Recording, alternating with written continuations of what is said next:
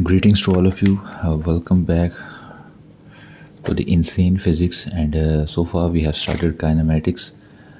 And in our last videos, we are discussing about different aspects of kinematics, different kind of interpretation, different frontiers of mechanics.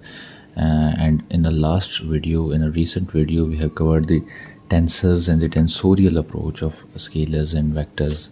That what does the physical significance of a tensor. In this video, we are going to discuss about different terminologies, or I must say the description of motion, or the things that everyone must know to describe the motion of anything. So I think these are the basic quantities, basic terminologies that every scientist or typically physicist must know. So the first and one of the basic thing is a distance. So what is distance? Distance is the path traveled at a given time.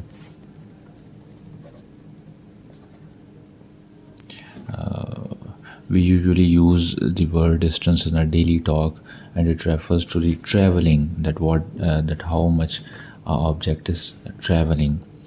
So it is a scalar or the tensor of order of rank 0. It means that the alteration in the coordinate system does not affect it, and it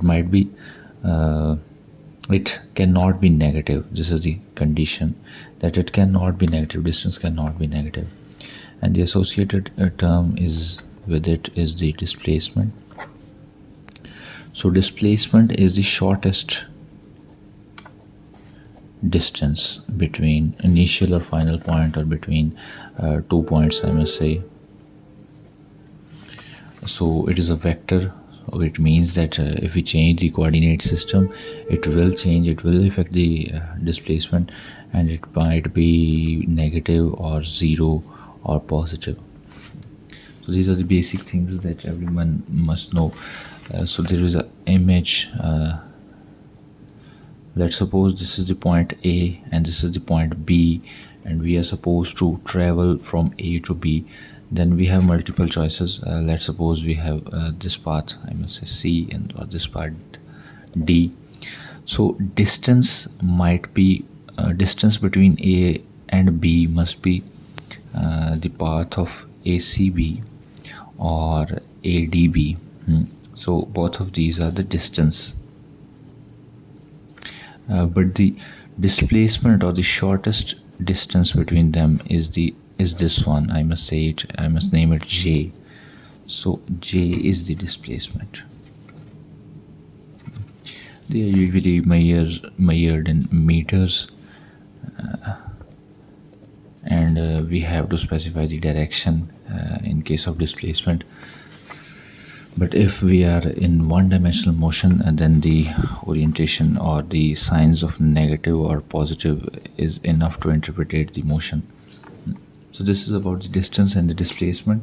So next thing that we are going to explore is the speed and velocity. So what is speed?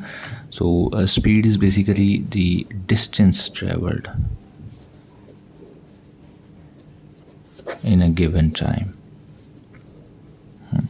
So this is the speed. I must have named with S, and it has the units of meter per second.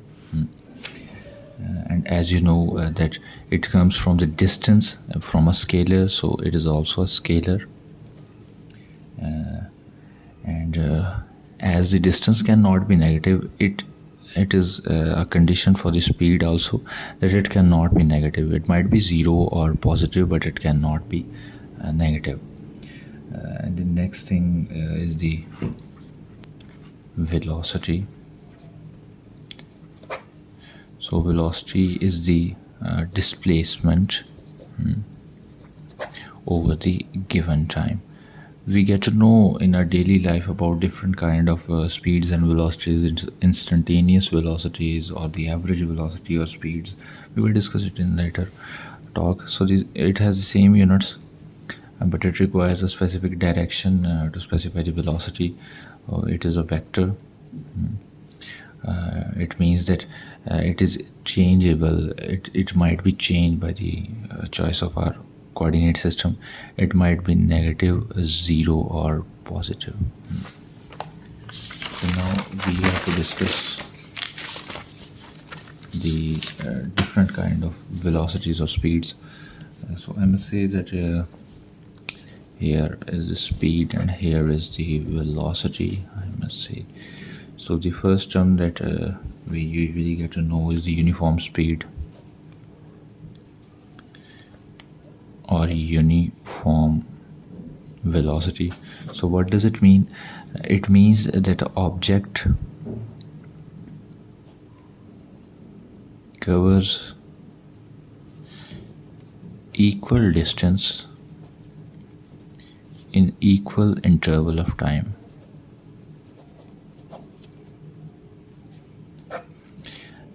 And in uniform velocity, a body covers equal displacement in equal intervals of time. So this is the uniform speed and velocity. The next thing is the variable. So as the name refers, that it is variable, that it varies. So it contradicts with the uniform. It means that an object covers unequal distance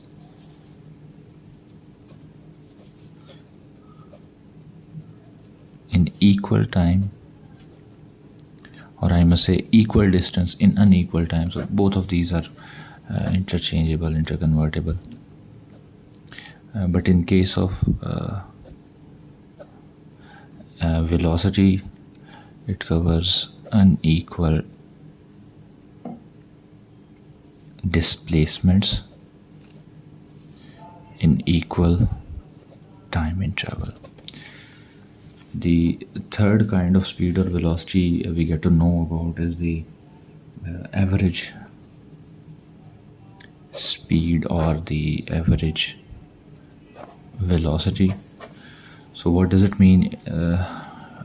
When we are in mathematics and we get to solve a problem and we have a case of an object moving with variable speed or velocity, then to cope that thing up, we need some average velocity or average speed.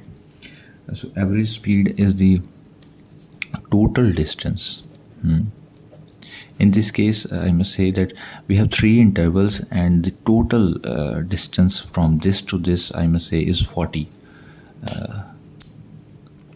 kilometer, and it takes 5 seconds to cover this.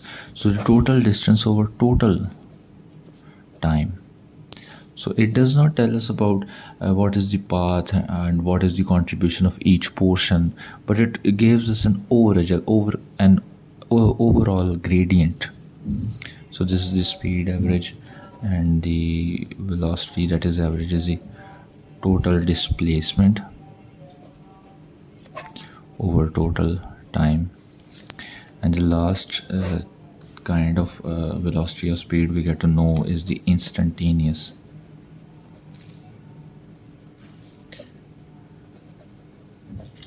So what does it mean by an instantaneous speed or velocity? It means that it is in very short interval of time. At that specific instant when we are measuring when we are taking the calculation or measuring the object, usually in our cars, usually when you travel, you have a meter which is named as the speedometer, which tells the speed or the motion or the velocity of a car in which you are sitting. If you are an adult, you are driving. So the speedometer tells us about the instantaneous speed. It means that at that specific moment, what is the speed. So these were the speed and the velocity kind of things. The next thing is that what is the difference between both of them.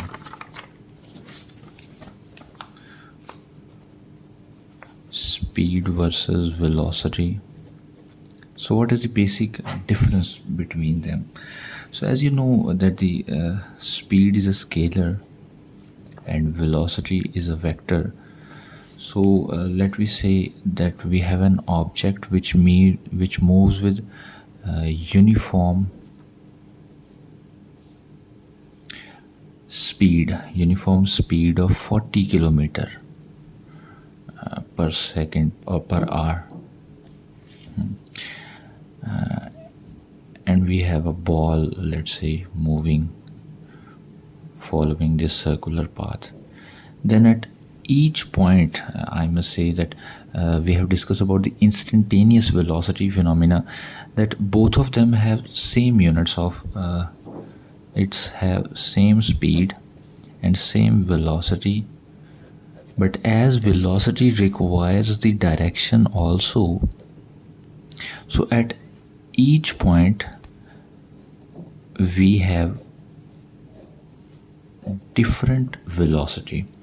The measuring factor will be the same, but as the velocity has a direction also, so the direction at each point will be along the tangent. So this is the basic difference between both of them. There are a number of differences that can be deduced from it, but this is the basic kind of thing that everyone must know.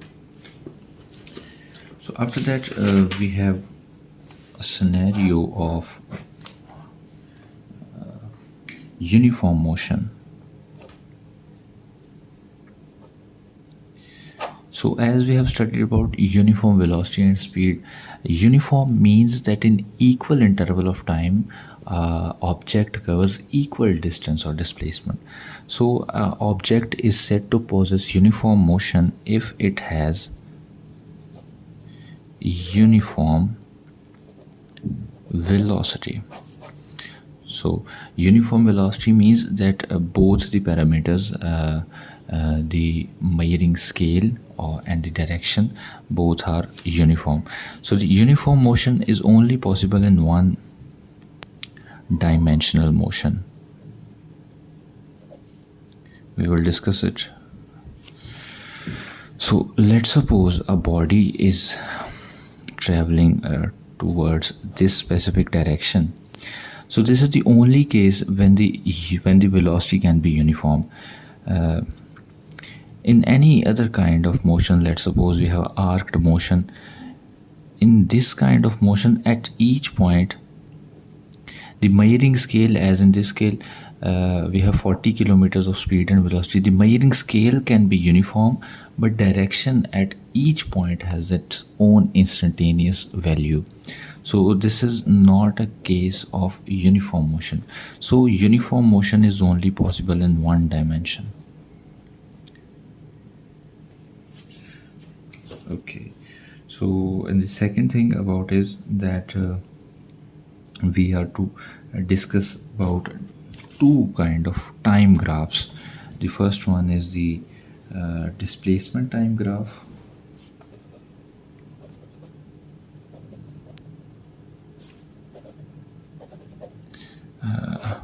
and the second one is the velocity time graph. So sometimes we have to solve different problems which are in a graphical form, and we have to solve them. We have to find different parameters of that. So that's why it is very important to know about these. So while talking about the first one, which is the displacement and time graph, while drawing any kind of graph, one must know that what is the x-axis and what will be the y-axis if we are drawing it in the xy plane. So in each case, the x-axis has the value which is more impactful, which impacts the y value, or I must say independent. It has an independent value, and the y has dependent value, dependent upon x, dependent upon this independent value. So in displacement and time graph, the time is the basic unit. The time is independent. The time will justify, the time will decide that how much displacement has been traveled or will be traveled in that specific kind of motion. So the first thing that we know is that in our x direction we have time, and in our y direction we have displacement. So we have three cases of this. The first one is that object at rest. Second one is of slope, that what does the slope of it tells us. And the third one is the orientation of slope. So let's suppose a body is in rest. So in case of rest, the displacement will not change by the increasing amount of time.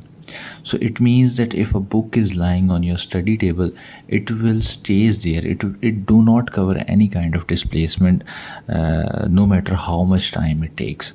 So this is the representation of an object at rest in uniform motion. So this is the first case.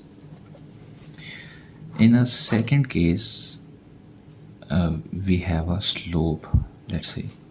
So we know that to get the slope, which is d by dx or dt here, or it is also referred as the tan theta, is the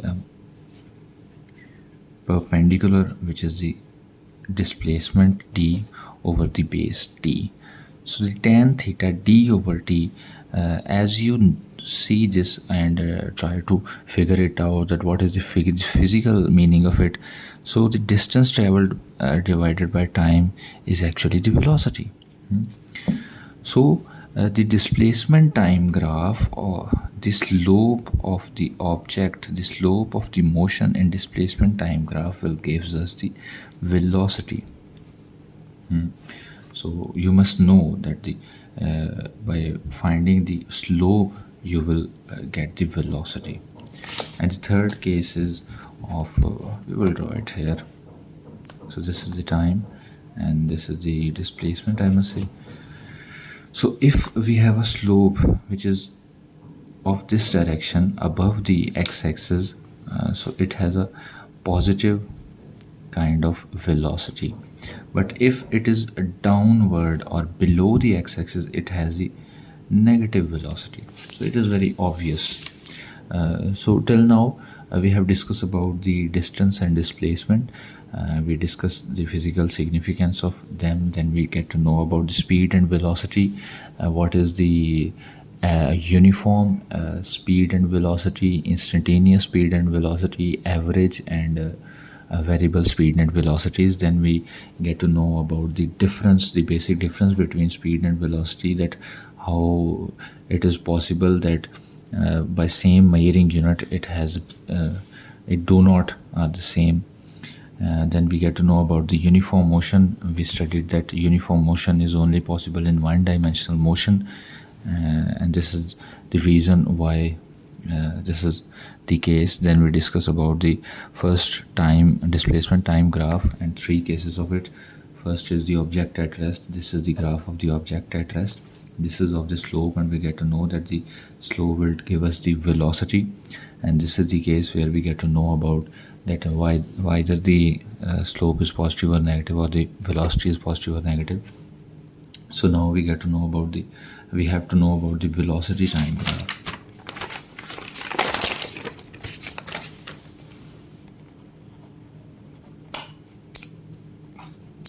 Velocity time graph. So velocity time graph, I must say that if we draw it, we have time on an x-axis and we have